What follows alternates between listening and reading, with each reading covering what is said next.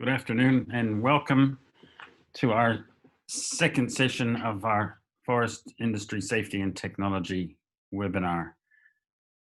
Thanks for all those who joined us on the first session, and we certainly appreciate the support of all the forest companies, our traditional sponsors, and of course today's co-host and session sponsor, McFall Fuel. Thanks very much to the team at McFall Fuel for contributing in other ways as well, which you'll see later on in session 4. My name's John Stoolan, and I welcome you to participate in this session. If you're having trouble with sound, do chat on the panel and we'll try and help you. But if you're using one browser, you might want to try Google Chrome. That seemed to fix a lot of people's problems before. So yes, thanks very much to all our speakers, and I'd now like to introduce our co-host and principal sponsor of the event series. Thanks very much to Sheryl Dawson from McFall Fuel. Welcome, Sheryl. And Sheryl is, of course, their company serves the industry in many ways, and they also operate in the forests with their trucks, so they're very connected to our industry. We're ready to kick off, so I think just checking, just use, for all of you who've joined, feel free to use chat. We didn't get many chats this morning, but just fire away and it gives Sheryl some idea of the questions that people want to ask. So feel free to use it a bit more, doesn't bite. Thanks very much, Sheryl, and welcome. Kia ora, and thank you, John. I guess it's always important to begin a session, any session about culture, looking at whakatauki I grew up with, hei aha, te mea nui o te ao, hei tangata, hei tangata, hei tangata. What is the most important thing on this earth or in this world? It's the people. And I think when we think about culture, we should think about our stories. If you know who you are and where you are from, then you will know where you're going. And the McFall culture is all about whānau. And I think it's very pertinent that today we're looking at some of the exciting developments within New Zealand. And at this time in history, where we're trying to look at culture being the big thing about our workplaces for improved outcomes, and you know why they matter why are they so important to us? Because improving safety through culture is really what the world is about. And so first up today we have a duo who are working closely together. We have Carl Stent, who now is at Timberlands. Carl's an experienced leader and manager with a strong background in general management, health and safety, employee wellbeing and risk management. Carl's journey is a fascinating one, and you can't do it justice here, but with health and safety, he started with community work. This grew out of a concern for unemployed youth and persons with disabilities, led to workers' compensation and eventually occupational health and safety. His partner, Stephen Thomas, affectionately known as Tomo, is a key person in the work of Te Kupenga Mahi. Te Kupenga Mahi is the Maori network within KiwiRail and Toll New Zealand, and I gather Reuben also has some strong knowledge about this as well. The group plays a pivotal role working in partnership with KiwiRail and Toll to increase understanding of Te Ao Māori, support with iwi engagement, and create stronger connections in the communities in which we work. I'm really excited and looking forward to this, and I hope you are too. Over to Carl. Kia ora, Carl and Tomo, it's your moment. Kia ora koutou. Perhaps just before we start, I must ask in my matua here or elder for just a quick karakia, just to bless the proceedings that we have in the next hour. Okay, thank you. Tēnā koutou katoa e te whānau whānui forest industry. Kia ora e te atua ma koutou katoa e tū. Mauru uru mō te haerenga mai ki tēnei hui. E te atua manakitia mai mātou mea mātou mahi e tēnei wā e ronga e tō ingoa tapu. Amenei. Greetings to everyone of the wide family of forestry industry. Greetings to God and everything you stand for. Thank you for coming to this meeting. Oh God, bless us and our activities at this time in your holy name. Amen. Just let me add, it's important that for those of you who are not Te Ao Māori to understand what we just said, and that's part of Te Kupenga Mahi and other things. So, kia ora tata. Okay, let's see if I can get the screen sharing process working. And share.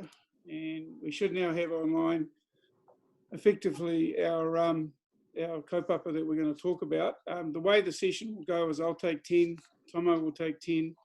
We'll open it up a bit for questions.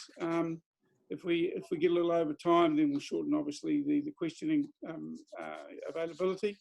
And then after that, Reuben's going to follow with his slot. So look, the question before us really is why bring tikanga Māori into the workplace? And I guess to start with, I really think that depends on where you stand. And what I mean by that, if I can just get that working, is for me, the learning process led to me taking a stand, and particularly in health and safety. And my stand is sort of on the screen there, which is the wairua, or the spirit, if you will, of our people that makes us great. We all have a sense of that. And it is the transactions of man that tend to bring us down. So we often proceduralize things, but the mind and the body and the soul doesn't connect to that. So closing that gap really is the second part of my stand, which is the principles of participation and partnership. They guide our ability to be incident and injury free. And I guess the kicker in this stand that I've taken and I've experienced comes down with that last sentence, which is pretty much allowing others to hold you accountable for what you stand for. And I think the challenge that sort of comes with that is really it's important. Why we have a stand is to put first things first. And I guess if you think about the cultural context in New Zealand, we don't always understand that that a tangata whenua position is really a cornerstone of how we bring culture into this country. That second paragraph is not untypical of a lot of businesses, wherein there are many cultural and many ethnic groups that exist in Aotearoa, New Zealand, and we are tolerant of those to a degree, and we do tend to have them as integral to our businesses. But there's a really important distinction that is often overlooked. And for me, in our kaupapa, our agenda here at Timberlands is we use the phrase ngā hoi te haumari, which is about being partners in safety. And at the centre of that is trying to actually address this notion of the distinction that Māori often aren't afforded, and therefore we only go part of the journey in accommodating what needs to be looked at. And what I mean by that is the difference between tauiwi and tangata whenua.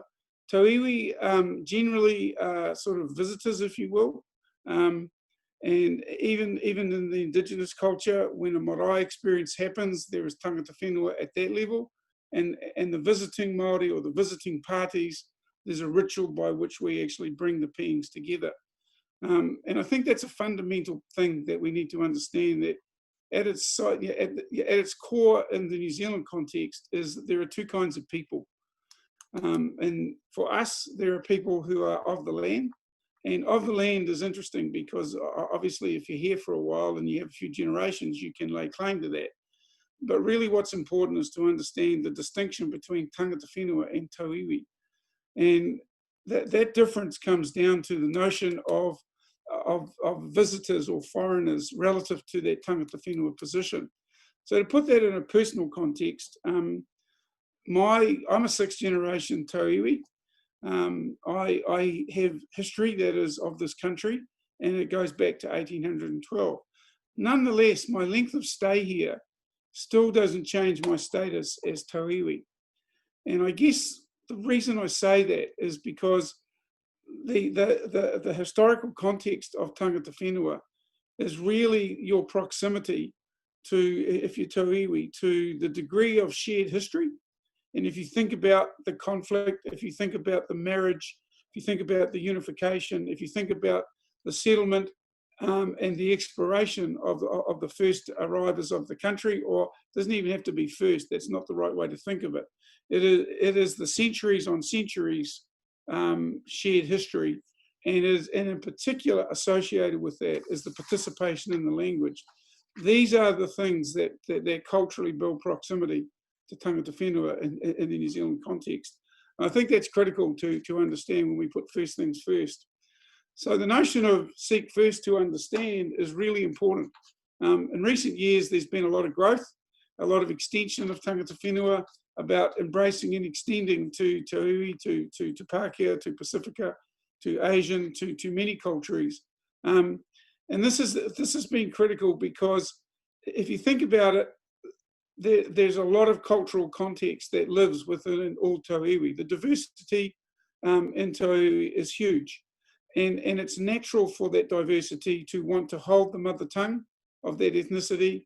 And it's natural for that history to want to live on. The challenge comes, though, is that the comparative considerations between the different cultural contexts of Te Iwi, they don't really deal with the issue of tangata whenua. And so this notion of seek first to understand tangata whenua before seeking to have Te Iwi understood is really important. And I guess like a living example of that we've sort of touched on. For us in my previous role where Tomo and I met, I was introduced to Kupenga Mahi. Reuben has a long association with it. Tomo has a long association with it. And in fact, Maori within KiwiRail have a long association with it. And it actually reflected reforms in the New Zealand context when there was a shift in how the political process allowed resources to move, how policy worked, how decision-making worked. And at the time, there were two critical principles that I believe came into play. One of them was the notion that Māori in a workplace context is different than Māori in a non-workplace context. And the difference is that the tribal histories are kind of come together. So a basis for being Māori in the workplace was evolved. The second part to it was that Māori have a natural language, and that natural language needs to be in the workplace. Tomo role modelled, when he gave us our karakuri, our blessing to start this meeting, precisely what this point's about. The Māori language articulates well, it connects to the history, it connects the people through the language, but it has to be interpreted by all. And so for that reason, translation into English has been a cornerstone of this program. And in my time at Timberlands, I have found, as with Tol and when I had previous community work, this is fundamental because, of course, not all Māori have a historical or a personal link with the language as much as they want. And so often it's not just about the Pākehā or the Te Iwi getting that. So the critical part that falls out of that then is how is the tikanga, the things Māori and the Māori worldview, how is that front of mind? And it's crucial. And there are many things which could be discussed, but I won't go into them. One of them in the KiwiRail situation, and we have the same thing, is a thing called Te Puri. Now, we've had a couple of serious incidents. We had a four-person vehicle fatality last year. Recently, we had a Māori worker die of a heart attack. In both cases, people within our workforce, drivers of trucks, workers on the forestry crews, one or two people immediately stepped forward and they performed Te Puri with those workers. It wasn't asked for, it wasn't a scheduled thing, it was the natural nature of Māori in the workplace to do this. So I guess in summary to where I'm coming from, the notion of why culture, because it is personal, it is relevant, and it is important. And there's a great video called The Dancing Guy, which I'm sort of paraphrasing here, but when we see something that's great, the courageous act of following is critical because it is followers who emulate followers. And the more that we have great followers, the more we have the ability to see leadership flourish amongst all of us. Pretty much that's my commentary. What I'll do now is hand over to Tomo, and You got a good 10 minutes, buddy. I've used a few of yours, but that was introductions, killing some of my time, bro. That's all right, I'm used to that. Okay, so, but just to give you some more history on myself, most of my background for observing Te Ao Māori influence was at Toll, New Zealand, 15 years there, and observing things happening. When I reached the boardroom, Te Ao Māori took off. And it was important for us to note that. And how it happens is this: new arrivals to the business, like new CEOs, departures of old CEOs, departures of important people that have made a beautiful contribution and are leaving. McFall's already mentioned Te Puri. For those of you who don't know who that is, that's a blessing of fatality, suicide, or in our stories of Papatūānuku, and that is Mother Earth. And forestry industry hurt Papatūānuku a lot, and it's about putting a bandage on and protecting her Te Ao Māori way. That is just giving you some examples of how Te Ao Māori can work. And so where do we put it in? I've just covered all that. So it is a subject that unless you have it in your workplace, and it can't be from the top. Give me a click there, brother. Yeah, oops, not going yet. It come down here. So, and yes, it's about people. Naturally, Te Ao Māori touches maha taha tinana, physical health, the family, the mental health, and the wairua. And it is a very good culture tool to have around safety. The personal level of wairua fosters connection and ownership. And Carl and I saw this at Toll when we were training a safety program. Are we allowed to mention the name of it? Right. IIF. And we brought a lot of strangers together from different parts of the company, different parts of the country. And at the end, we made them hongi each other, which is nose rubbing for those of you who don't know. We lined them all up. We had tears, hugs, cries, and recognition of, oh, that's who you are.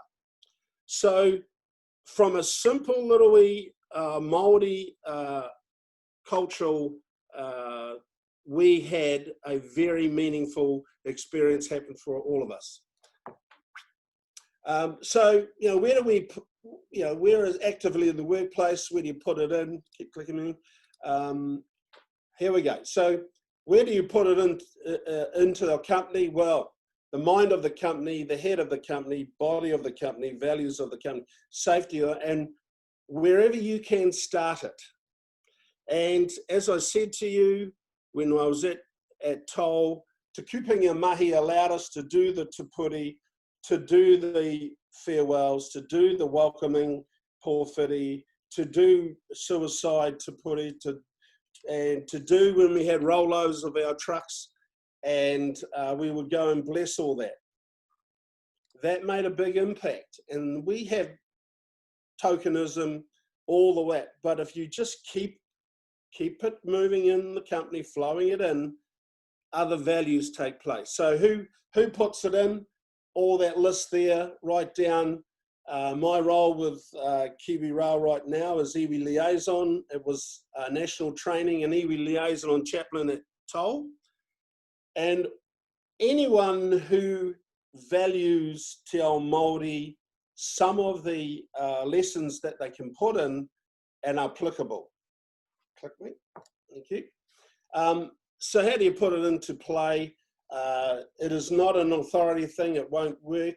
Collaboration, know that it's a journey, know that there's many battles, culture of patience and flexibility, learning and teaching experiences where needed, and experience of celebration and acknowledgement. And some of us, with our emails, sign off Māori, and we greet in Māori at the start. And at KiwiRail, we have waiata sessions for an hour, half an hour at lunchtimes.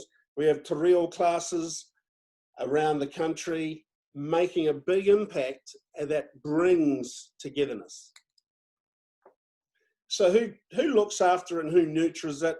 Basically everyone who allows it to come in and they want to right it through. The most important one is the one at the bottom. We're all employees, and those of us who have Wairua, we want to look after it, and we will use it where necessary to the good of everybody, please. So how do we know that it's adding value? I think Carl and I saw a rise in the good stats at Toll for our safety numbers. We know that a good culture, we brought togetherness of a lot of our employees. I want to say, Rangatira Reuben, you might remember this, when Peter Reedy was arriving and Matua Quinn was leaving, Te Kupenga Mahi did a Maori celebration of Peter Reedy arriving and for Matua Quinn for leaving. And it was a way that every employee at Stanley Street was able to say, thank you, Mr. Quinn, good luck in your new role. And Peter Reedy, when he arrived, welcome Peter, and he rubbed noses, hongied with everyone that was in Stanley Street. It gave credence, and Peter was a firm believer in hei tangata, hei tangata, hei tangata as well. So. And because a culture, once it proves value in some areas, we need to continue to look at improving where we can use it better and to look after the areas that it is in already existing. So those of us who are natural can see advantages of it. It is amazing when we get people joined together for the Te Ao Māoris. I'll give you an example. There's a lot of work happening around the country with KiwiRail at the moment. A lot of our engineers are out there building new bridges, building and fixing tunnels. We have had the local Maori mana whenua come and bless before they start their work. They explain why it's important to bless. And we've had an amazing, with our contractors there, with our workers there, and the mana whenua, we've had amazing bonding. And we've had lots of tears there and lots of understanding. So the flow and the energy that was there and received, it flows on to other work, because then those engineers say, right, find out who the mana whenua are, let's get a kaumatua here and let's bless for all those reasons. So we still need to look at that. So in the workplace, I totally have to say, where possible, Te Ao Māori has its value.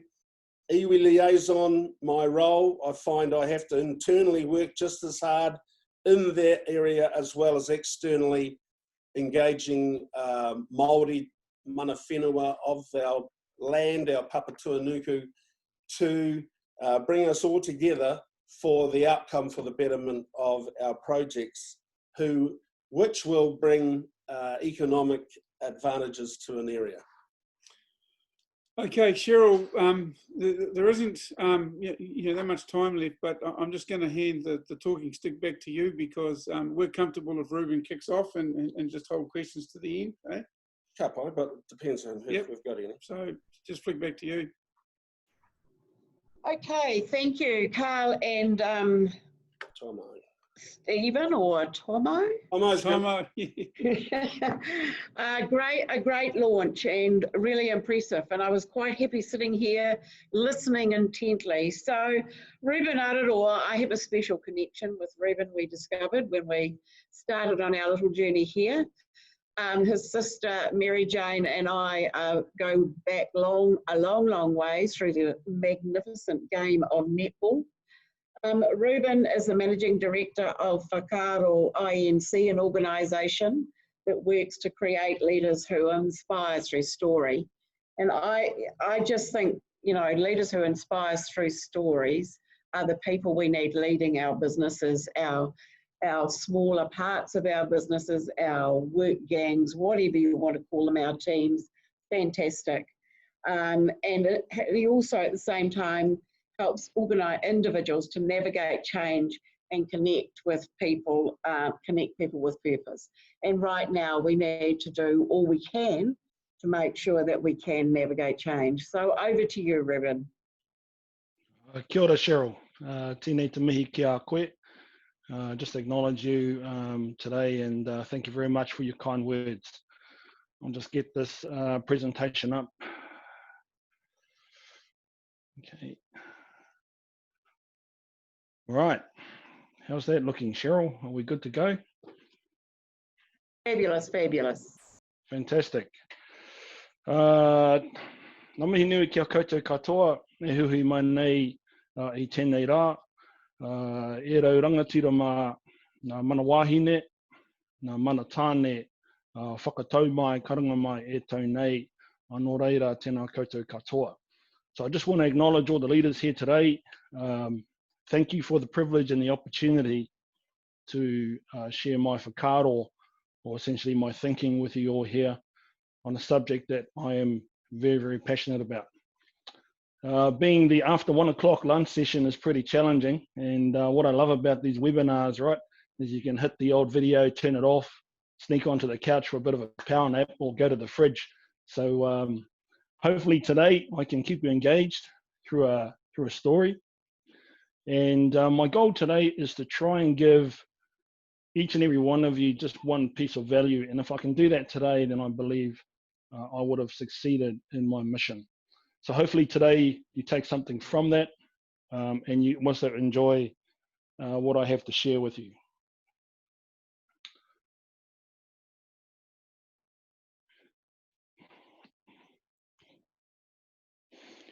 E noho ana au I te whate toka tōku whare tīpuna I arongotangi awa. Te uri tārewa o nā tiha mua, ka whakarangurua taringa ki te reo pūora o te kiri wera hana e, ko tōku whare tangata. A tihei Māori ora. This is my mountain, Putauaki. This is my river, Rangataiki. This is my marae, Tamapu. And this is Te Teko, where I was born and raised, which lies in the heart of the Rangataiki Plains, which is 3 times the size of Paris, half the size of New York, and 1/5 the size of Sydney, and is also the ancestral land of my people, Ngāti Awa, who landed on the shorelines of Whakatane some 800 years ago. In Te Ao Māori, we have this word called Whakaaro.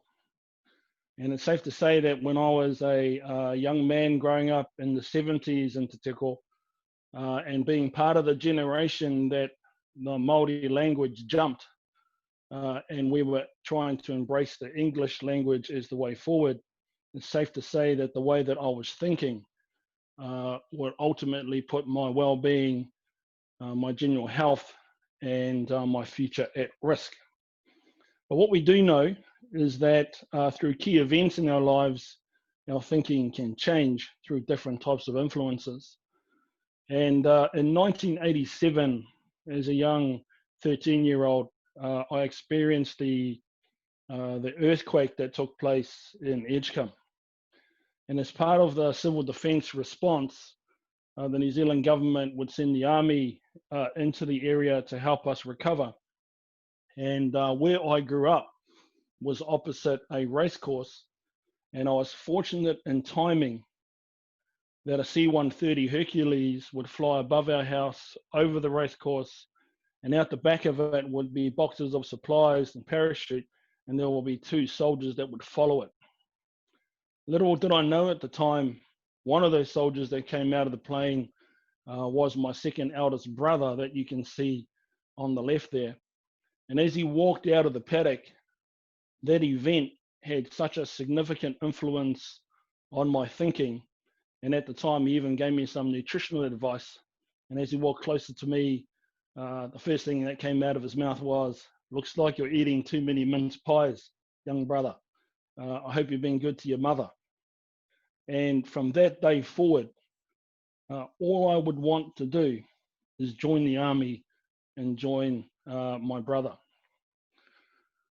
So 3 years later, I would find myself joining the regular force cadet schools in the New Zealand military, which at the time was recruiting 16 to 17-year-olds in a leadership academy designed to provide the New Zealand Defence Force with its people leaders. An unfortunate event would take place 1 year prior to me joining, where I would lose my brother while he was serving overseas. Now, that type of event on a young 16-year-old in the military trying to live up to his brother's expectations led me to using alcohol as a way to escape. And although I was technically very, very capable as a soldier, my behavior would lead me into much strife and much trouble. Therefore, like most Maori, when we're in strife, we like to head home. And so a few years later, I would return to Te Teko, and this is where my forest industry would kick off. And I would join as a trainee in the forest industry, getting paid $6.50 an hour. So, you know, I think it's still pretty relative today from what I hear. But essentially, the forest industry had good alignment to the military, high risk, a lot of physical work required. And during that process, I was able to introduce culture and leadership that I'd learned from the military and help grow this little contracting business from 12 people to roughly 170 in a 5-year period. Just like COVID has struck us, back then SARS would hit the world and the Asian markets would close their borders. And as a result of that, Fletcher Challenge forests would go bust. And we had half the company settled in the Kaingaroa forest.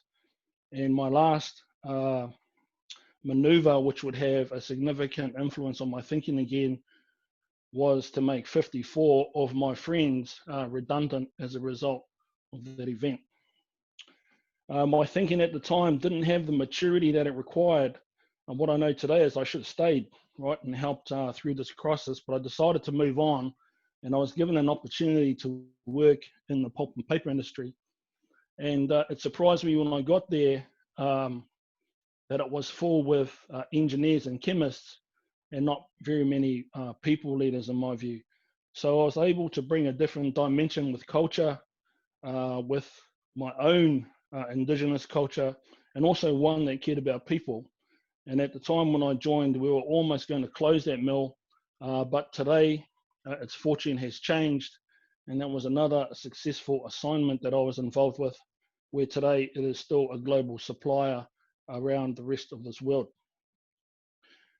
Getting to that point, I decided that trying to keep moving into industries that were related, that had a high component of young Maori in it, and I decided to try my hand in the logistics industry, in particular rail, because that was quite prevalent in the Bay of Plenty.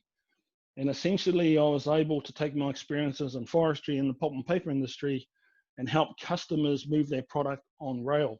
In many cases, I knew more about the products than most of the managers did, and that put me in a good position as a leader in the rail industry, and would result in another successful assignment where I was handed the responsibility of leading over 800 people.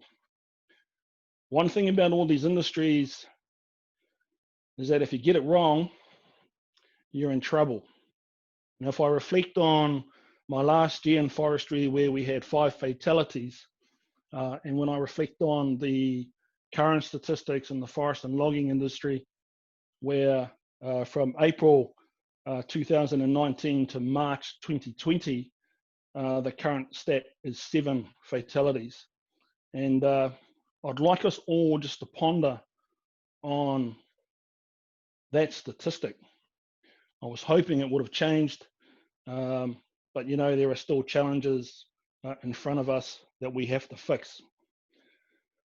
Within Whakaaro, which is a leadership collaboration, we run a safety leadership program called Mana Tangata.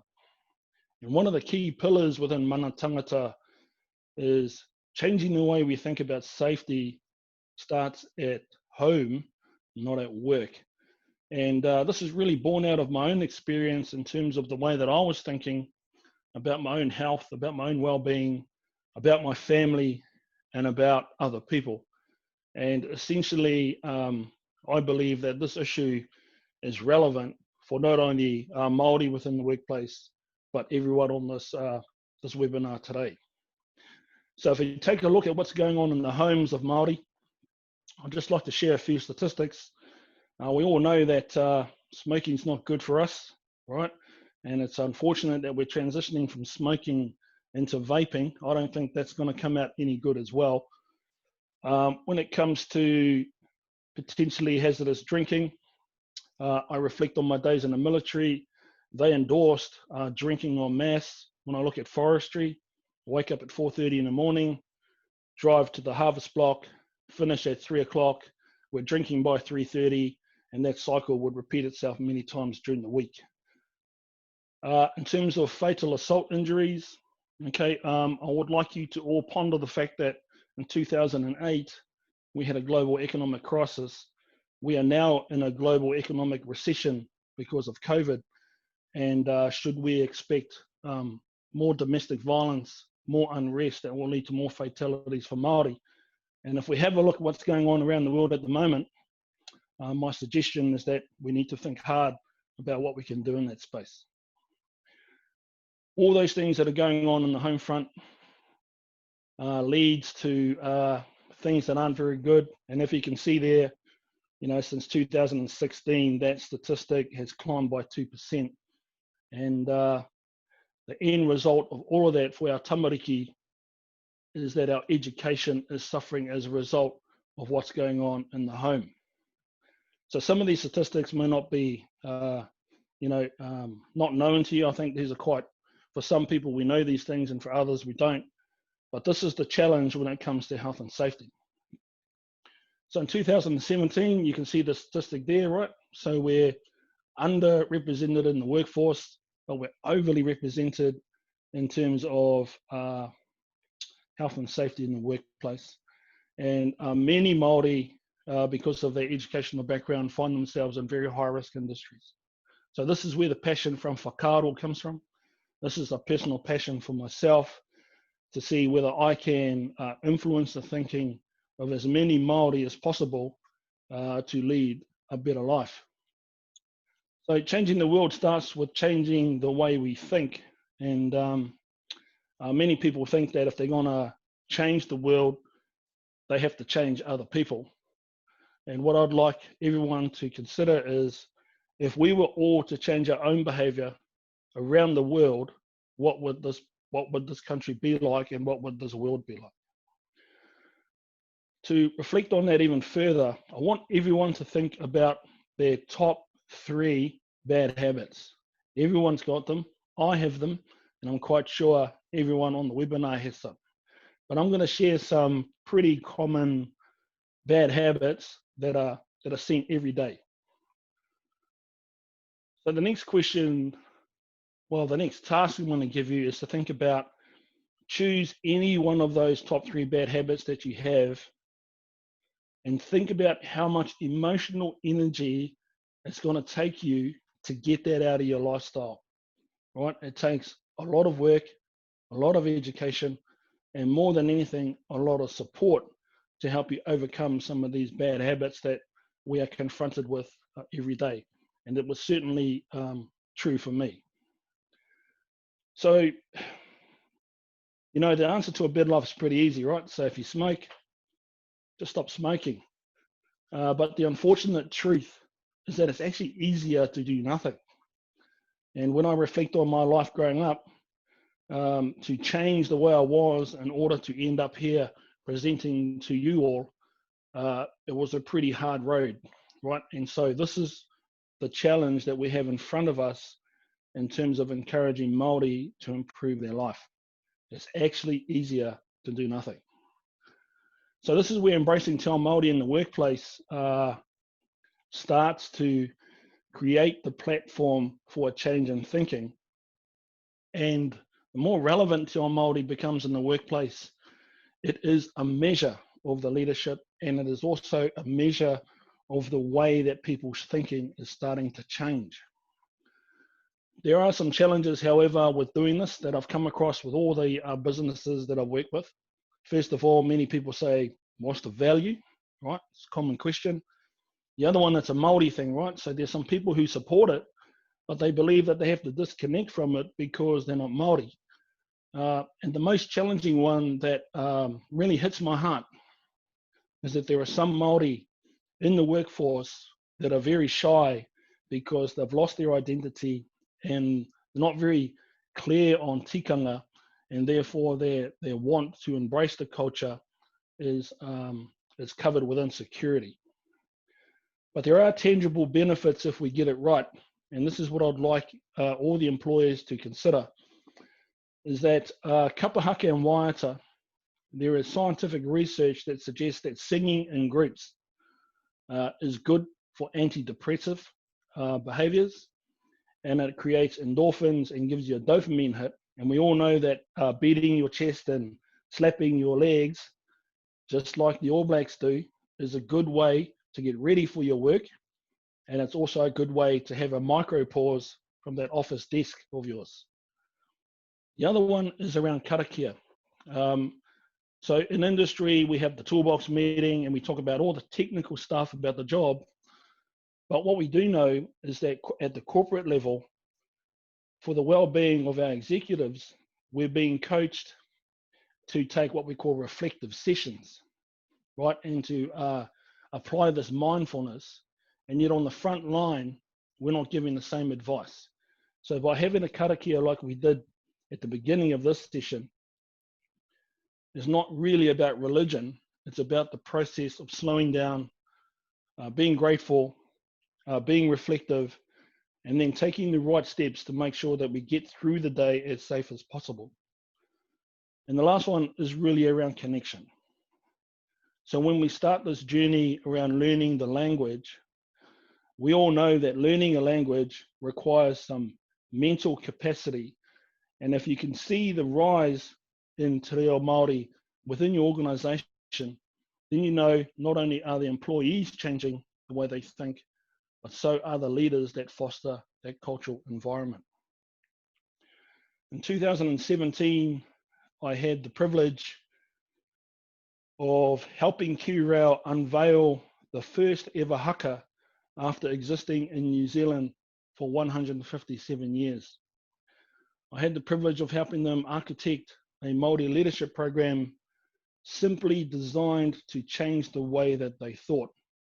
And we've had significant improvements in the way people self-direct their learning, improve their educational outcomes, and increase their financial income by up to $50,000 in some cases. This is all through changing the way that people think. But more so, it was really around how the organization changed their view on the value of embracing Te Ao Māori in the workplace. Ko putawaki te maunga, ko rangataki te awa, ko mātā tua te waka, ko ngā te awa te iwi, tēnā koutou, tēnā koutou, tēnā koutou katoa. Thank you. Hey, Reuben. Over to you, Sheryl. Well, it was just yet another inspiring piece of work, Reuben. Just so proud to, yeah, I'm trying to choke back tears at this point because you see, yeah, you look at the area and you can't help, and that Edgecombe earthquake, my Lord, what a terrible thing it was. So we have these questions first up. The first question is, we are from Spike. We are Edwards. We're currently investigating putting this in our organisation. What would you do again and not do again for the best traction? And I guess there he's talking about Te Kupenga Mahi. Reuben, you want to go first? Okay. Yeah, to give you some context, when I joined KiwiRail, that's when I discovered Te Kupenga Mahi. And I suppose the first thing that I reflected on is that the culture was being used situationally. It actually wasn't being used as the way that we do business. And that's probably the key thing that I reflected on when I first arrived. And so Kupenga Mahi would be used when we had visitors. It would be used when we were representing our VIPs, but it wouldn't be used as part of daily life to help improve and add value to the business. And that was the area that I would challenge all businesses here today to consider. Is it's not an activity, it's something that you have to incorporate. And many times I've spoken at diversity conferences where they talk about Te Ao Māori and Te Ao Māori, but they talk about it as an activity rather than something that adds value to the business. So it has to be good for Te Ao Māori to be embraced. It has to add business value.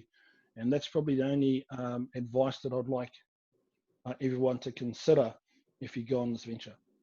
Kia ora. Yes, thank you. Ka nui te mihi, Reuben. I think you've got to have some owners of it in the business, not necessarily bring them in.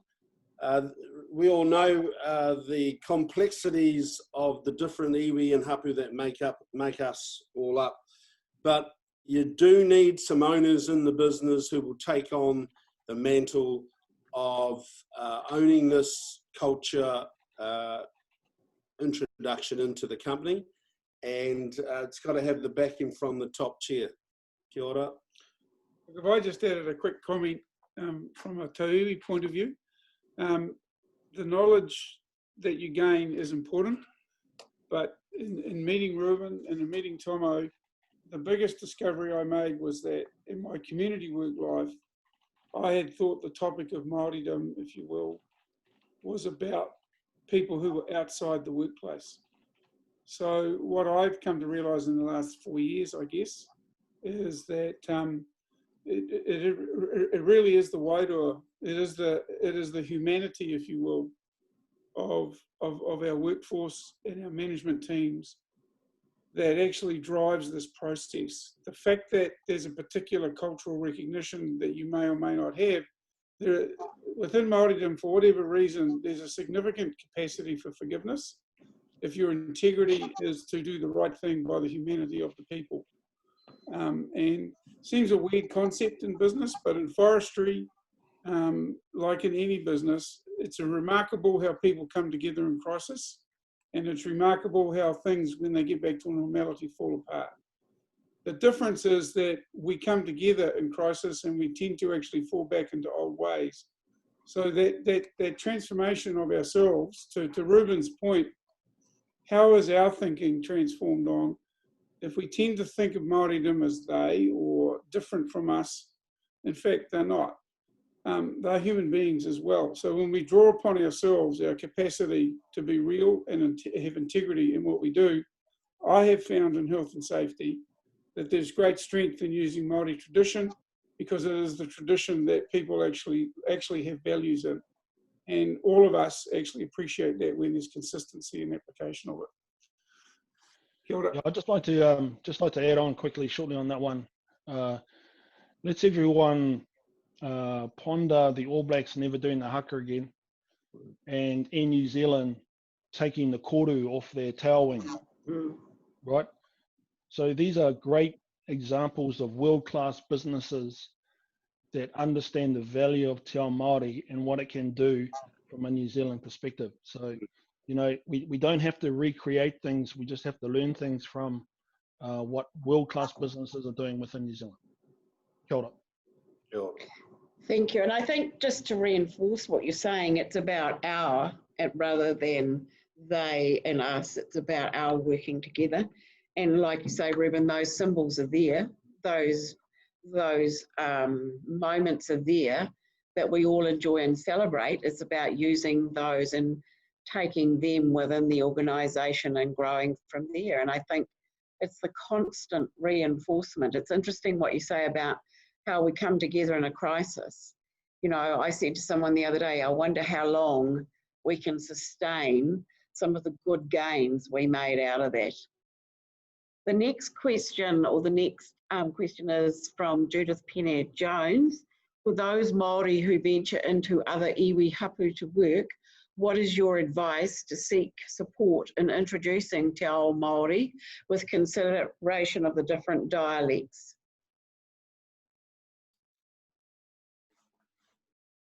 Yeah, kia ora. I'll kick this one off.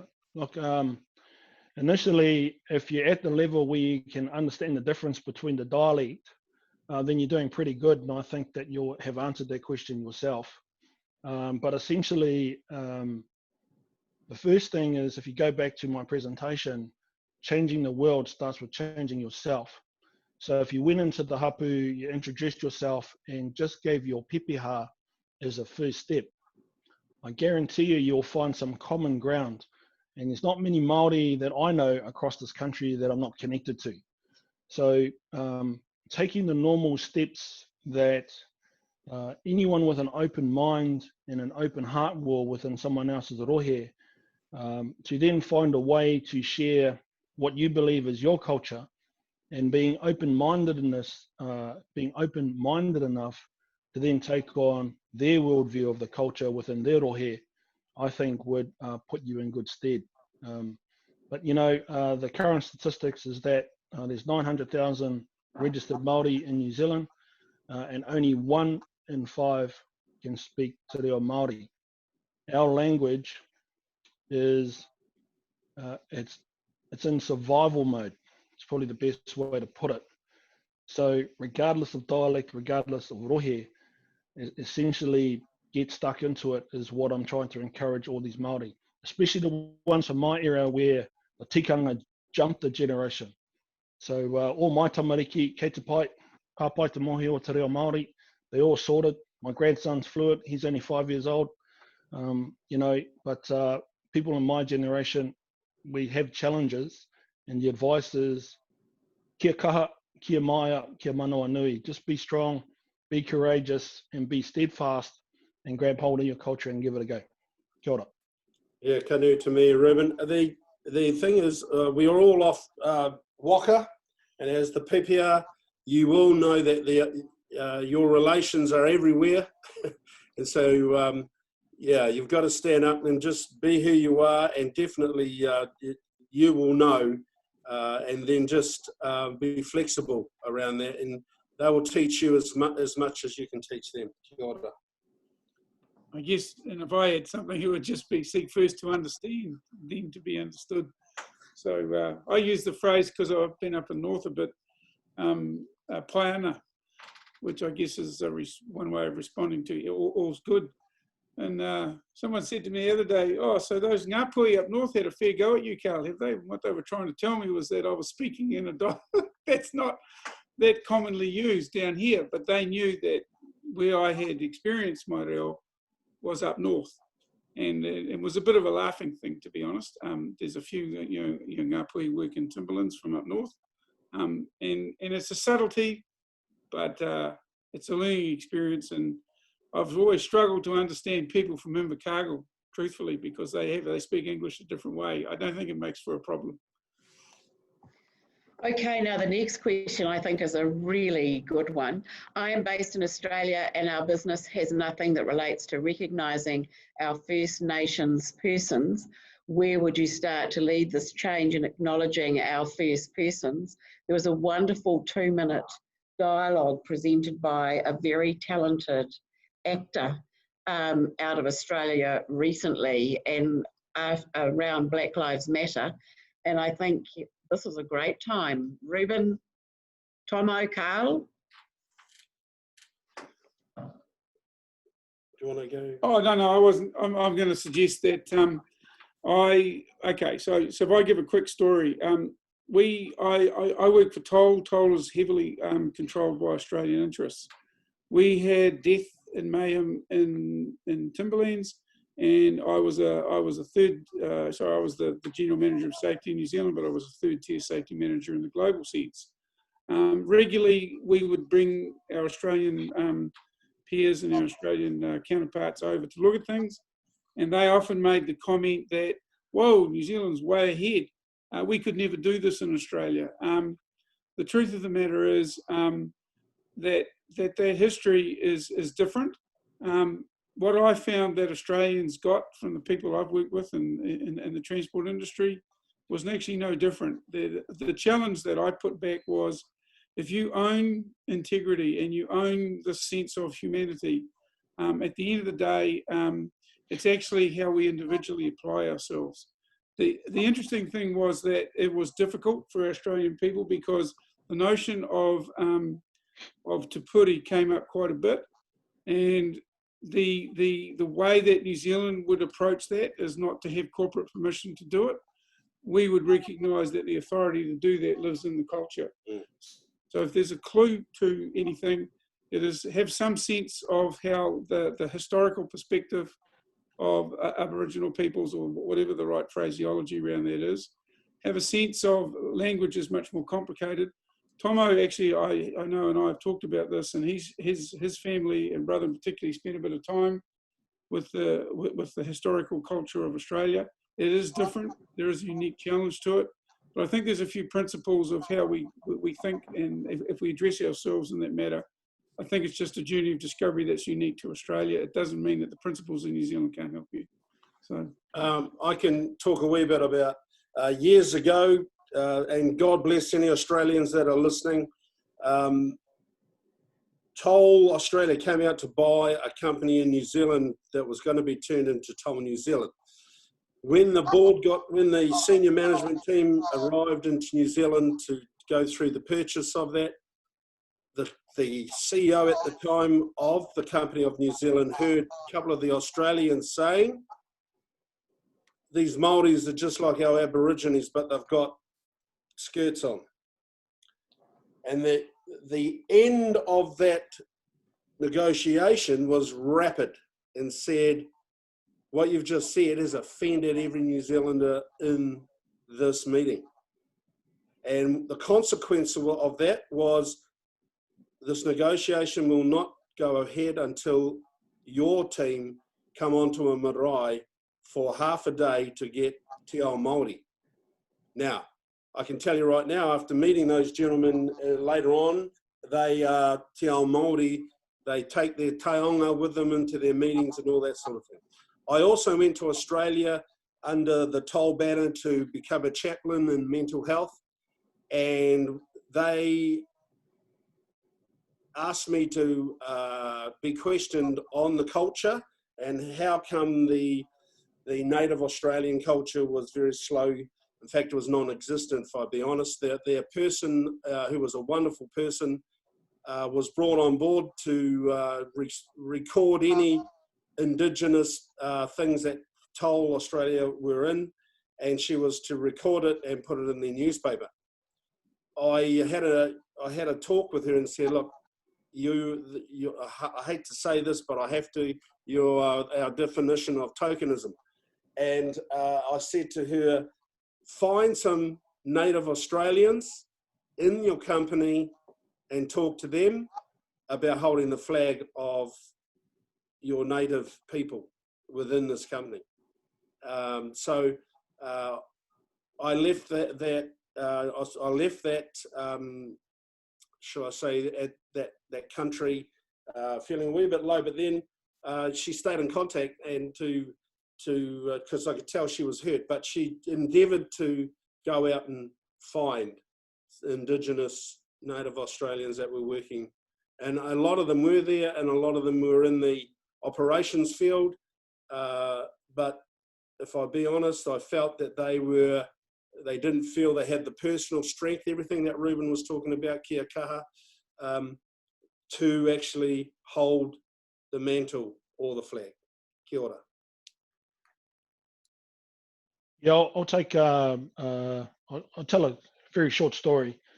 During the land wars in the 1860s in New Zealand, 21 Ngāti Awa chiefs were imprisoned under the Land Confiscation Act for coming together as a group. In the absence, Ngāti Awa suffered and went into poverty, and the surrounding tribes went and built the Mātātua house. And they built it in such a way that was fit for royalty. And they did such a good job of it, the New Zealand government, under the direction of Queen Victoria, decided it was that great that we would dismantle it and then take it on a global tour for 125 years. So the people of Ngāti Awa pursued the return of that house for 125 years.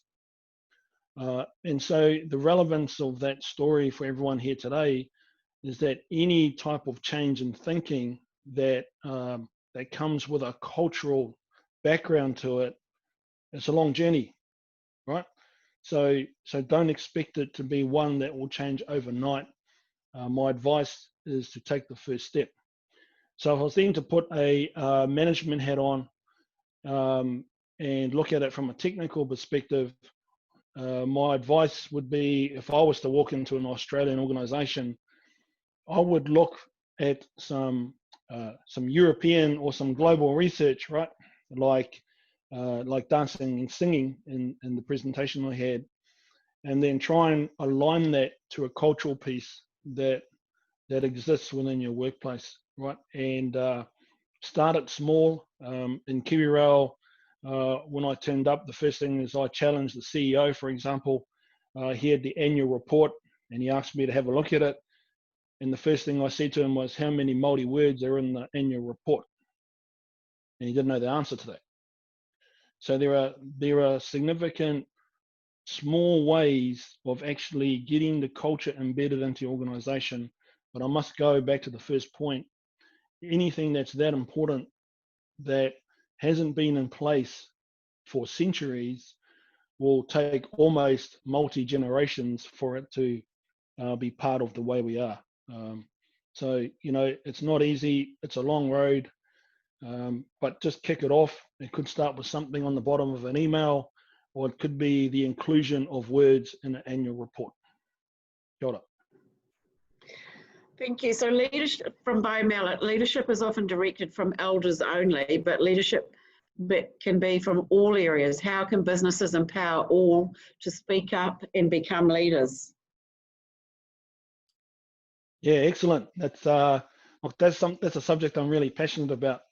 So one of the ironies that I had around Māori, the word Māori, is in our culture, if you go onto the marae, it's very hierarchical, right?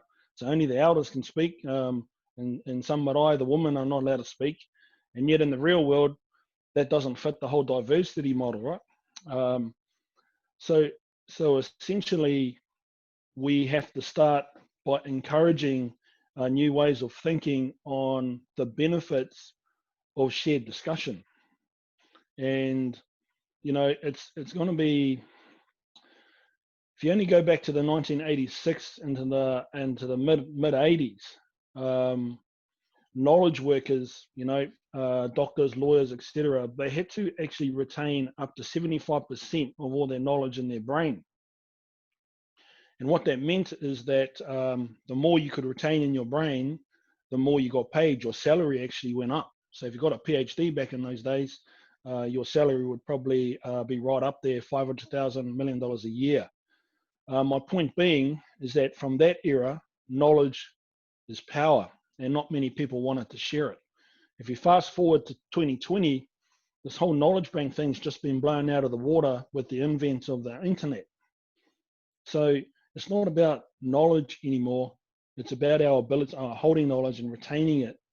It's really around the ability to retrieve it.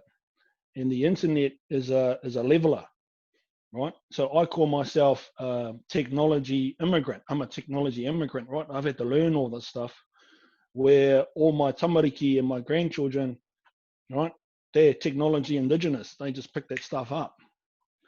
But it comes back to the basic human qualities of leadership. And one of them is humility.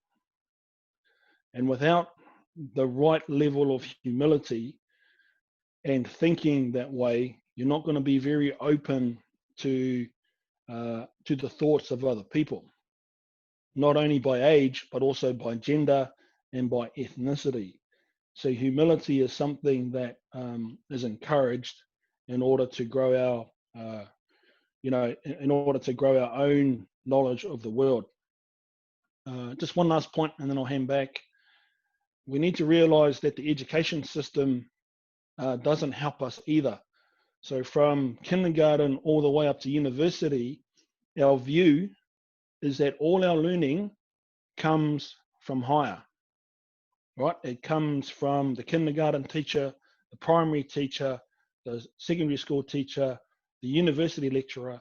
So all the way through our education, right? It's always looking upwards. So then we go into the real workplace, and we've been indoctrinated in this must look up to learn philosophy. We need to also rewire our understanding of what education does to us. And one of the pieces of advice that I give to many leaders that I come across, by simply turning the dial 360 degrees and looking back downhill, you can double your learning just like that. Kia ora. Kia ora, Reuben. I'm going to tell them something that I heard in one of your kōrero eho. Be prepared for any opportunity that may arise, for any dilemma, whatever subject, get yourself prepared. Yeah, kia ora. I guess I'll just refer back to my presentation. I don't need to say anything really, but I encourage everyone to look at the video, the dancing guy on YouTube. The act of leadership is following great things, and then in doing so, you show a way that others can follow. So great leaders are great followers when they do great things. So last question. I see there's one more, Sheryl. Yeah, and I think, really you just have to create a culture of empowerment so all people feel capable of speaking up at any time. I mean, I say to every staff member here, we're all leaders, we lead ourselves. And I think that we've just got to keep encouraging that, to break down, as Reuben described, some of the structures in which we've grown up. And there's one more question, which I think is just... Sorry, Sheryl, I think, can I just touch on one point, Sheryl, before you move to the next question? Just a nice short note around encouraging empowerment.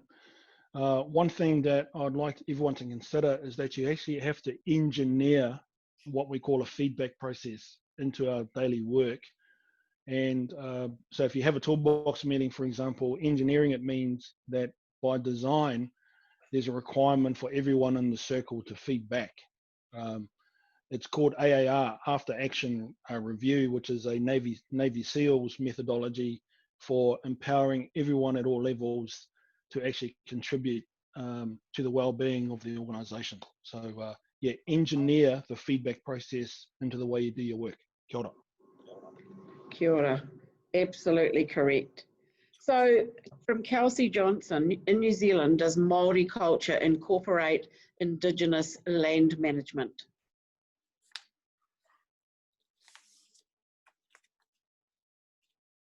Can you pass that by me again, Sheryl? That's a good question, that.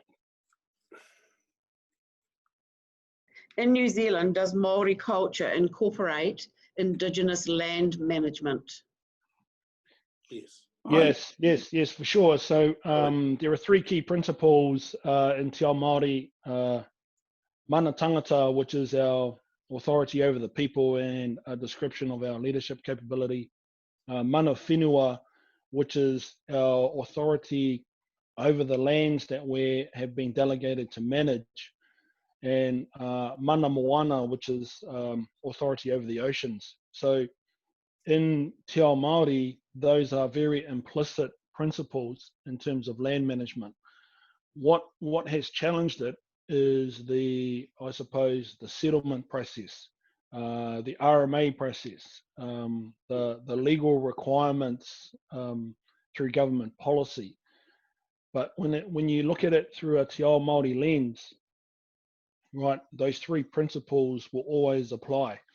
To turn it into a real context, I'm the chairman of the Omatarua Trust, which looks over the welfare of all the urupa across the Rangataiki Plains. And one of the great examples of reminding our people of mana whenua is that we used to take alcohol bottles, cans, plastic flowers, plastic toys, and leave them inside our urupa. And obviously, we know that's not good for the land. And by reminding the whānau of our responsibility under mana whenua, you were surprised on how quickly the urupa started to clean up and the cemeteries cleaned up with all these plastics and bottles. But the irony is that the problem shifted from inside the urupa to outside the gate. So it's a work in progress. Kia ora. Yeah, just from a holistic point of view, Papa Tuanuku, she looks after us, and most importantly, we need to look after her. Kia ora. Well, I think Maddie Shelton has summed it up extremely well with the statement. This has been a compelling webinar. Thank you to all speakers, and I absolutely agree 100%, Maddie. It has been very compelling, very emotional, very uplifting, and I'd like to thank Reuben, Carl and Tomo. What you've provided us with is something I think we should all take away, spend time reflecting on, and then drill down into our organisations and see what we can do to actually embrace Te Ao Māori. Thank you very much, Sheryl. Indeed. Good, Sheryl. I think you've taken us places that... Sorry, John, just before you, sorry, I couldn't get them, type it out. Tom, I would just like to end the session with a karakia because we started with one, if that's okay. Indeed. E te atua kua mutu o a mātou mahi, anaki te aku hoa, mea o mātua whānau e runga e toa inoa tapu a menei. Oh God, our activities are finished. Bless my companions and our families in your holy name. Amen. Kia ora. Kia ora. Amen. Kia ora. Thanks very much, Sheryl, and all our speakers. That's, I think, the journey that we're on with safety, culture, and communication is a good one. I think we're addressing things that the power of them is much greater than what you may even realize today. So with that, I would just ask everyone to give us a score with the poll. We're going to put the poll up now. We need to know what you think. And so it should be up there now. Thanks very much. And Reuben's back with his glasses on. The next session will be moving to some case studies and some technologies. So yeah, the journey is quite different from session 1 to session 2 and through to 3 and 4. But thank you all for signing up. Thanks for your sharing today, ladies and gentlemen. It's been a wonderful session, and the speakers reflected that, and the questions that were asked. Thanks, everyone.